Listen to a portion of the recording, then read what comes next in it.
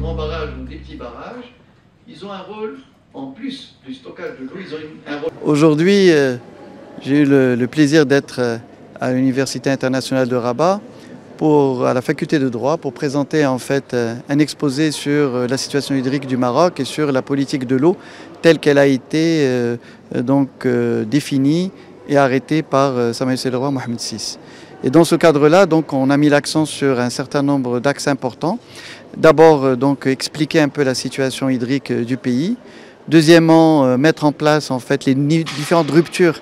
qui ont été mises en œuvre, qu'il s'agisse du fait de passer d'une politique qui était basée essentiellement sur les eaux conventionnelles pour intégrer les eaux non conventionnelles, pour passer d'une politique en fait d'offre vers une politique de demande et d'économie de l'eau, pour passer d'une politique donc de court terme pour une politique qui préserve les ressources hydriques pour les générations futures et qui préserve les nappes souterraines, et sans parler évidemment du besoin aussi d'avoir un cadre juridique pour améliorer la gouvernance en matière d'eau et pour faire en sorte à ce qu'on puisse véritablement assurer une gestion intégrée de l'eau qui respecte les besoins de production agricole et les besoins aussi industriels, touristiques et autres, mais qui aussi préserve l'eau pour les générations futures. Dans ces activités scientifiques, l'École de droit a organisé aujourd'hui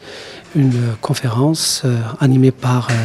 le ministre de l'Environnement et de l'eau qui porte sur les inflations majeures de la politique de l'eau au Maroc face au changement climatique actuel.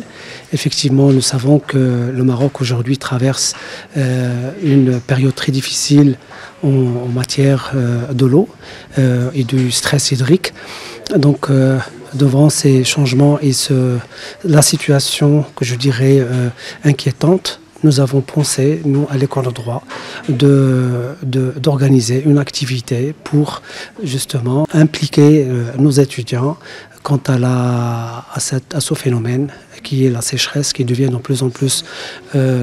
pesant sur notre pays. Effectivement, et aussi, Monsieur le ministre a mis la lumière sur un certain nombre de solutions les solutions déjà proposées par Sa Majesté le roi Mohammed VI, que Dieu l'assiste, en matière de l'eau et de la gestion de l'eau dans notre pays.